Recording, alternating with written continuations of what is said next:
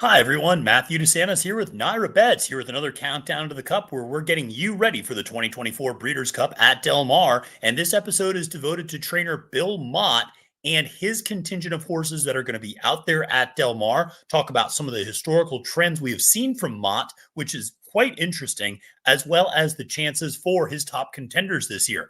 Now, before we get into that, want to make sure to remind you, press that like button and subscribe. Really appreciate all the positive feedback we've been getting from these Breeders' Cup videos. We have so much more. The best way to make sure you don't miss out on any of them by pressing that subscribe button, completely free of cost, just notifies you every time a new video drops. And don't worry, we're not neglecting the races that are still happening this week. We got race previews, full card analyses for Keeneland and Belmont at the Big A. So we got you covered, and we really got you covered for Breeders' Cup coming up 10 days. Pretty amazing how quickly it is upon us already.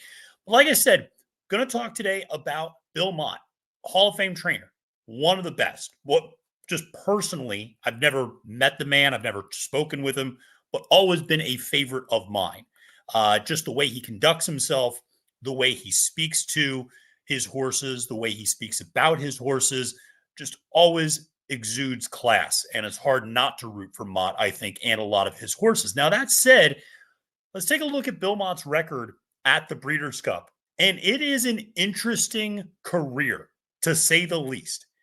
Throughout Mott's career, it has been a roller coaster.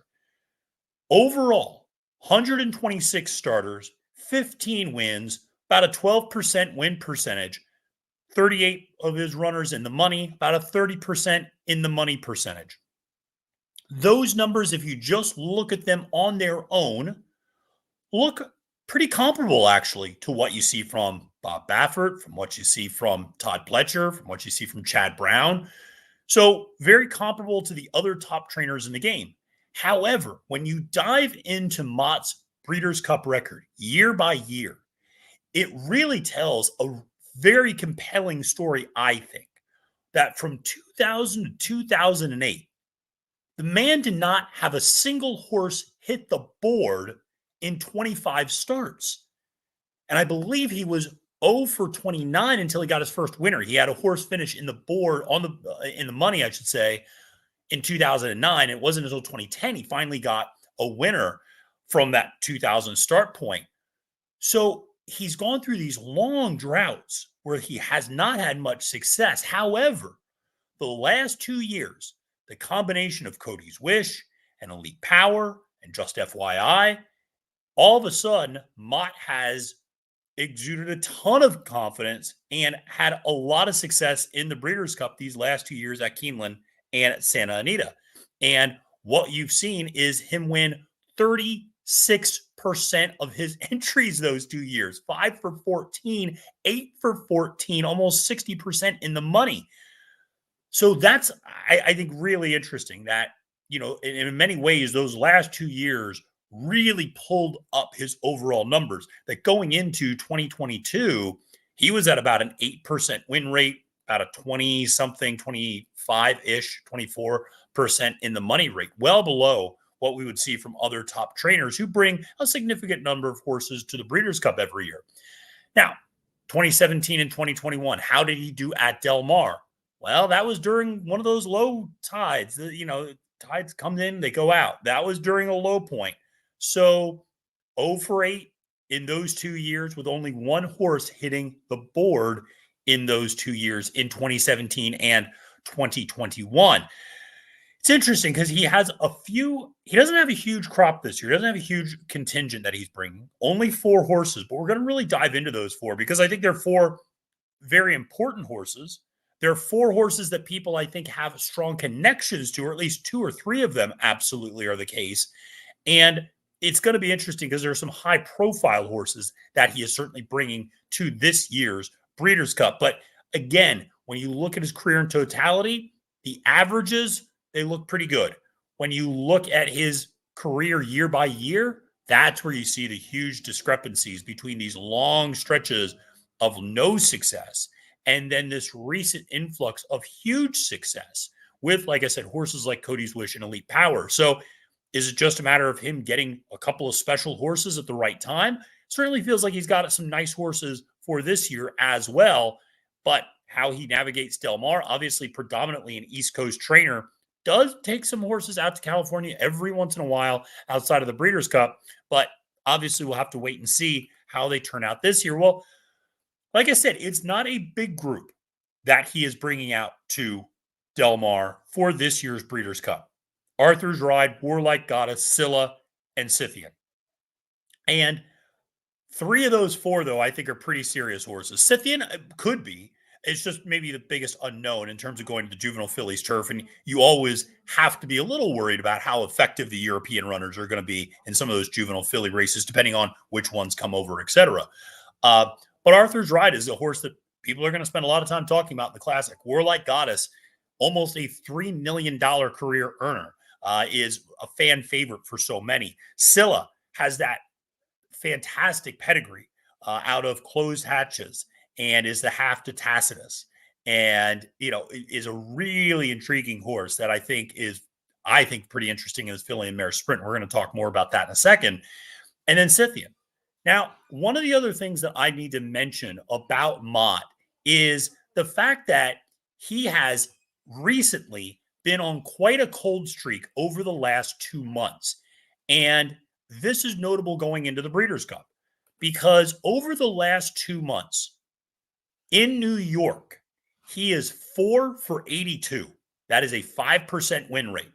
Okay. He's a little bit better hitting the board, 28 for 82, 34% of the money. So his horses are starting to run a little bit better, but even that number was pretty low for a while. His $2 ROI is 47 cents in New York over the last 2 months. That includes some of Saratoga and obviously Belmont at the Big A. You go, Matthew, well, he doesn't have his best horses in New York. Okay, fair enough. Let's take New York out of the equation, or at least put it in with all of his other horses. Over the last 2 months in general, he is 10 for 134, 7%, 46 for 134, or 34% of the money with a 90-cent $2 ROI. So it's not great. And some of it is perhaps his best horses. These 4 have not really run that much in that 2 months. Arthur's Ride has not run during that stretch. Or I guess he did at Jockey Club Gold Cup, which we'll get to. But some of his best horses maybe are being put on the bench waiting for something bigger, but should just be mentioned. He's kind of in a little bit of a cold streak right now, so will be interesting to see how that plays out. Now, let's talk about the horses that we have in this year's crop among our contenders for Mott. And we'll start with Arthur's Ride. This is a horse that big, beautiful horse. I mean, if you've ever seen the horse in person, you appreciate what I just said. He's a huge horse. And he's a horse that you look at and you go, well, he should clearly like distance. He's just got this big stride, powerful horse, but he's lightly raced. He's not run all that often, only 8 career starts, 4 victories. And what's interesting is he started his career back in 2022, and he went up against horses at Saratoga in his first 2 races, like Disarm, like Crouppy, like Rocket Can.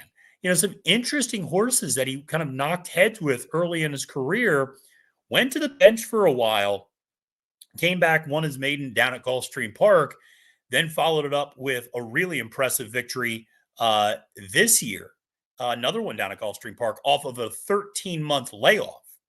So this is a horse that has had trouble staying on the track, but appears this year we're all good. And, follow that up victory in the Gulfstream Park allowance race with a really disappointing effort at Churchill Downs. Now, it was over a sloppy track, and I think a lot of people will point to that as saying he doesn't necessarily like a sloppy track. More on that in a second. He came back and ran an absolute hole in the wind in an allowance race at Saratoga during Belmont Stakes Racing Festival weekend on the undercard. Ran a huge figure. Doesn't matter which service you use. Huge figure. And then goes to the Whitney and drew an outside post, and it was pretty obvious what Jockey Junior Alvarado needed to do, which was he needed to cross and clear the entire field, and he needed to go to the front. And that's exactly what he did that day. And more importantly, it had rained a little bit before this race, so it was a muddy track. And I think there was some concern, how was Arthur's Ride going to take to a muddy track? Well, when you're out up front and you're not getting any kickback, you can take to any sort of a surface a lot of times. And that's exactly what happened. We're going to watch this. turning for home, he's setting strong fractions, 112 and 110 and 1 for 6 furlongs. But you can tell him, completely clean, coming for home. He's got Skippy and National Treasure chasing him. Post Time's making a move on the outside. And he keeps finding more here because, again, he wasn't really pressured throughout the race. He was able to get out ahead and get comfortable in his stride. If we go back and watch that replay one more time, look at how close Skippy Longstocking and National Treasure are to him coming off the turn. They're a length or two behind. He's out up front setting his own fractions. And when he's able to do that, even if there are strong fractions, horses get comfortable on the lead. This is why I always tell people there is a huge difference between a hot pace and a contested pace. Horses can sustain hot fractions sometimes and fast fractions if they are not contested. If a horse is allowed to just simply get into a stride, they can sometimes go fast, maybe too fast. But the bottom line is they're able to sustain that sometimes a little bit more effectively than if they're running a contested pace. And if they're a contested pace might not even be as fast. But there's the pressure. And that has been the key. The next time out, first of all, we're going a little bit longer, right? We're going 1.25 miles in the Jockey Club Gold Cup, which was his next race. The Whitney is what ultimately got him into this classic.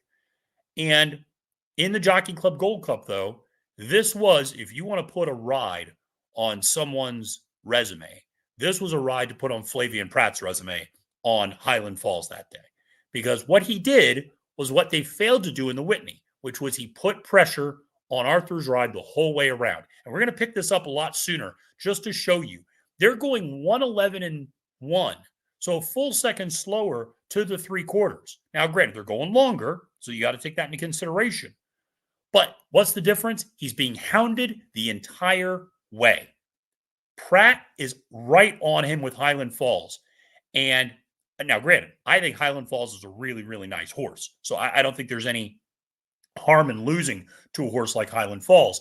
But come the top of the stretch, Arthur's ride gets headed.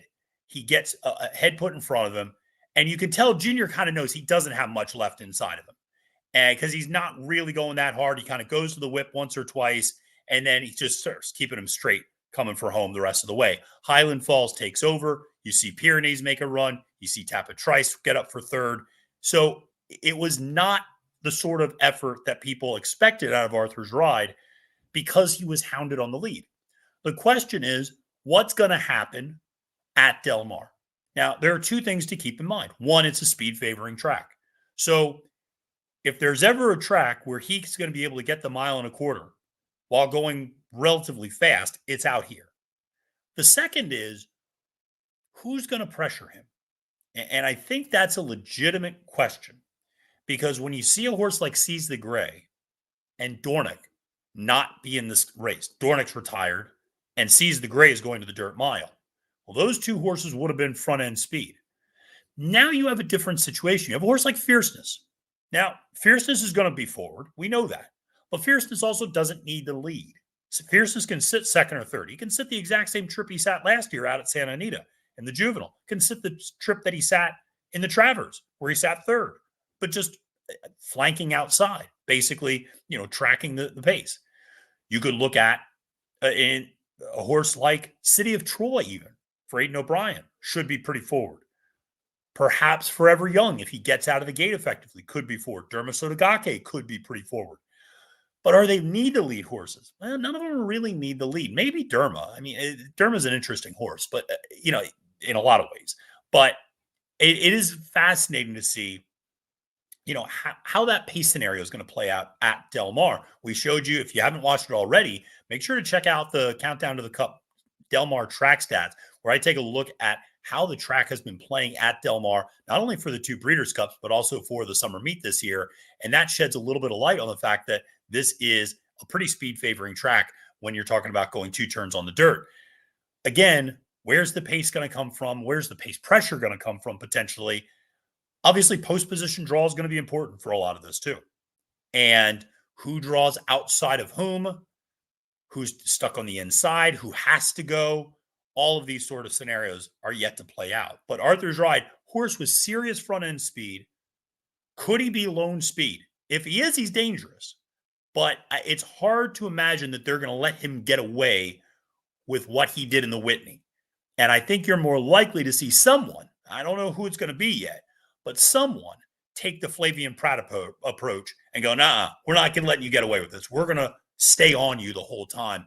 And when a horse is pressured, even if, again, the fractions aren't as fast, they're just not as comfortable running throughout a race. So that's Arthur's Ride. Now let's talk about Warlike Goddess. How do you not love this horse? Come on. And, this is won $2.975 million. This was a horse that was sold for $30,000. Not a bad return on investment. So listen, the question is she getting a little old? Is she getting a little long in the tooth? She's 7, and there's a fair question about whether or not, the years are starting to add up. Or I guess she's 8 now, right? Yeah, because 2020, or no, still 7. And so she's one who has had a very abbreviated campaign this year. She's only run 4 races this year.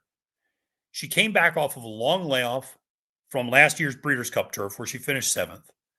And she ran 3rd in the New York Stakes. Now, that wasn't a bad race at all, considering it was coming off of a long layoff. And that was a race against Didia and Nisi Marie, who were both very nice horses. And Didia got arguably the perfect trip that day. Then comes back and goes down to Delaware Park and runs the Robert G. Dick Memorial Stakes, wins that race pretty easily. And beats a nice group, beats a horse like Chop Chop, who we just saw come back and win the Dowager last week at Keeneland with Lawan Machado aboard. The Axeman riding Chop Chop seems appropriate. And then Vergara was the other one that she beat in that race, who I think is a pretty nice horse. And Atomic Blonde. I mean, that was not a bad race. Then comes to the Flower Bowl. And I'm going to start there because it was such a bizarre race. The Flower Bowl is run with Idea Generation, with Florent Drew aboard out front. And they let this horse get away with such slow fractions. I think they went 118-1 to the 6 furlong mark. And he was open. It was up by open lengths. It's not as if, again, it's not as if you're going 118 and change in a New York turf race, which is fantastic. And everybody's clumped together. No, it was a strung out field, and they were going 118 and change. It's just baffling. Pardon me for ranting for 10 seconds, but it is baffling to me how the jockey colony just continually drops the ball on this stuff. So, listen, her effort in the Flower Bowl, you can see here, Idea Generation turning from, it's just completely loose in the lead and not being pressured at all, and just, basically forgets to fade because nobody's pressuring. And Warlike Goddess is out there on the outside. The rails were out that day. She's on the far outside, the number 1 horse. She makes her run. I mean, God bless her. She's making up ground on this leader. But the bottom line is Idea Generation just gave everybody the slip early on. And I thought this was a pretty good race, all things considered. Then comes back and runs last time out in the Joe Hirsch. And I thought this was another strong effort. And you have Silver Knot setting the pace. By the way, notice the fractions 3 seconds faster to the mile than Idea Generation. But Warlike Goddess sitting second, and then Far Bridge makes that inside move. That horse loves an inside move and loves to make a move on the rail. And, she kind of gave up a little bit more ground, making the move to the outside. Far Bridge makes the move to the inside, ultimately not able to kind of get past Far Bridge there in the stretch, and ultimately finishes second in that Joe Hirsch. Now, I think the question with Warlike Goddess is, is she maybe a little long in the tooth? Are some of her best days behind her? I will also say she can be a difficult horse to ride, it appears. That Junior Alvarado's had some issues with her. Joel Rosario had some very notable issues with her. Honestly, the jockey who probably rode her best was Julien Leparoux. But he got taken off after what was probably not a great ride in the Breeders' Cup a couple of years ago. But, she can be difficult to handle. If she'll throw her head sometimes early in a race if she doesn't like where she's positioned. She sometimes likes to be a little bit more forward and doesn't always like to be on the inside. Actually, kind of, I think, prefers to be outside. She's a horse that can run for days. And so my general thought on her was always, from a jockeying standpoint, not that I'm a jockey by any stretch. I haven't even stayed in a Holiday Inn Express last night, but just leave her outside. Let her run and just get out of her way. It's a little bit like fierceness. Just get out of the horse's way and see what she can do. She does sometimes throw her head and look rank early in races. And I wonder sometimes if that expends a little too much energy as she gets older and maybe her talent is, I don't want to say diminished, but it's just harder to compete against these younger horses now. So, she's one, though, that I think you got to take seriously. She can sit a few different types of trips, usually more of a deep closer. Here's the good news. She'll get more pace out there. She'll get an honest pace out at Del Mar. Those West Coast turf horses are going to make sure of it. And you're going to see a stronger pace. Idea Generation's likely going out there. That horse is obviously a Breeders' Cup win, and you're in winner from that Flower Bowl. So, again, there's going to be some more pace in this race. She should have something to run into. The key is just getting the right sort of trip and whether or not she's maybe good enough to get that win at this age. Now, an intriguing horse is Scylla. And I mentioned that Scylla has kind of a very famous family, sired by Tapit out of closed hatches, who also has given birth to Tacitus. And Scylla's a horse, 9 career starts, has never finished worse than third. 5 wins, 3 seconds. This is a serious horse.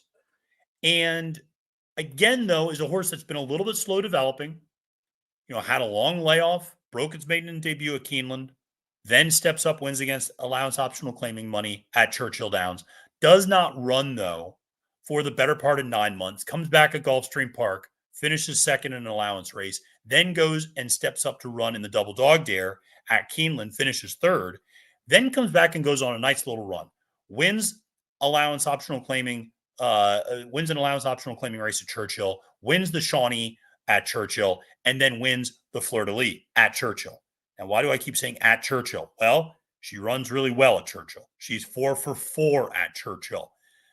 Churchill has a reputation of having horses really like that track.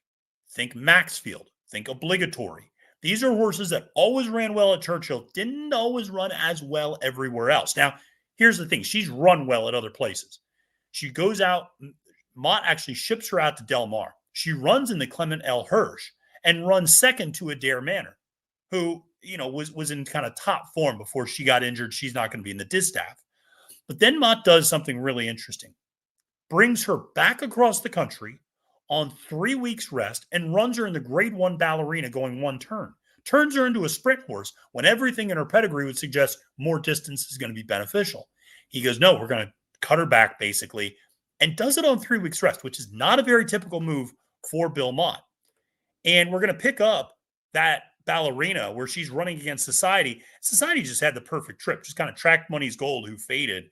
And then Society just kind of has the jump and it's just in the ideal position. You see Scylla there on the outside, the number 5 chasing. You see Vava, who's an outstanding horse, again on the inside, kind of giving chase as well. Ultimately, Society has kind of the perfect trip and is able to, really show her potential. And she's a really nice horse as well, Society. She's a little untrustworthy occasionally in that, she will sometimes throw in a clunker here and there. But when she is out in her A game, she's one of the better horses, I think, in this potential division. The problem is this Filly Mare Sprint is stacked because you have Society, you have Vava, you have Scylla, and then, oh, by the way, you got Ways and Means. That's a lot of really good horses. Now, here's the thing. It's interesting that Mott has not run Scylla since that race. And, that's one of those where it seems like he saw what he wanted to maybe see out of her in terms of, yeah, she is a sprinter. And now she's going to be well rested coming into Del Mar. She's already got experience over the track, which I don't think is inconsequential. I think that matters a little bit. And just in terms of shipping out as well. The question that I have about Scylla, is she a product of Churchill Downs? That's a very distinct possibility. Anybody who handicaps knows there are certain horses that just love the dirt at Churchill and really take to the way that track plays, that main track plays. And it's notable that she's 4 for 4 there. and 1 for 5 everywhere else. So she's run honestly every time out. I think she could be a little bit of a price in that Filly Mare Sprint in terms of those other horses I mentioned, Society, Ways and Means, Vava. They're going to attract a lot of attention, a lot of money. So Scylla is going to be your 4th, 5th, 6th choice potentially in that race. Something to absolutely keep in mind. Now, the final horse that he has is Scythian, and this one is running in the Juvenile Fillies Turf after winning the Miss Griot, which was a bizarre race. We're going to pick this up around the turn, and something dramatic happens pretty quickly into this replay. And that is the top 3 horses basically take themselves out because one of them cannot handle the turn. You'll see all of a sudden they all just kind of go out. And oh my God, Scythian, who was sitting 4th, is now sitting 1st, turning for home. Now, that said, the horse really puts on the afterburners here and starts pulling away from everybody else. And you'll see a horse like Virgin Colada, who is the favorite, kind of chasing and trying to make up ground, not really making up a lot there on your ultimate winner, Scythian. But this was a race where you do kind of wonder that fluky action around the turn where 3 horses are taken out because one horse blows the turn, just kind of handed Scythian the lead. And then she was able to kind of go from there and get the win. The Juvenile Fillies Turf, I think, always a tough race to handicap just because those Europeans coming over, we have to wait and see who all is coming. Are they going to be running in the turf? Are they going to be running in the sprint? Because they'll, some of the, Europeans have no problem running the fillies against the boys in the sprint. So it will be interesting to see how that field ultimately shakes out. But, Scythian's a nice horse out of Tis the Law. And I bring that up because Tis the Law has turned into a really, potentially a very nice grass and turf sire that he is winning, or his offspring are winning, over 30% of their turf races at this point. His turf numbers are outstanding. Now, if you remember, he has turf on the bottom half of his pedigree, but I don't think a lot of us expected him to be this strong of a turf sire. And more importantly, he's a very strong turf route sire. We just saw a horse like Tiz Dashing just come in 2nd in a stakes race this past weekend up here in New York. So he's one that I think really is an interesting sire. Scythian being one of those turf route winners. It seems like his offspring, I talked about it with Non-Compliant for Bob Baffert on one of the other videos, who's also sired by Tis the Law. I think his offspring are going to like the distance. Scythian seems like a useful horse to have in that, she's got good tactical speed to be sitting that tracking trip, that pocket trip. And I doubt 3 horses are going to take themselves out on the turn again. But that's still a nice place to be, not giving yourself too much work to do coming for home. It is notable. Remember, if you watch the track stats video, not a single horse has gone gate to wire going 2 turns on the turf at Del Mar in the Breeders' Cup. That was in 2017 and 2021 combined. So generally speaking, you want to be coming from off the pace. Even when you look at the summer stats, generally speaking, off the pace does a little bit better. All right. Well, that's going to do it for our preview of Bill Mott and his contenders in the 2024 Breeders' Cup. Make sure to press that like button and subscribe to the NYRA Bets YouTube channel to get all of this content, whether it's the trainer analysis, whether it's the Del Mar track stats, whether it's, contenders videos we got coming out, race analysis, full card analysis, handicapping and betting tutorials. We got you covered, friends. All right. My name is Matthew DeSantis, wishing you a great and prosperous day at the races and reminding you it's now post time.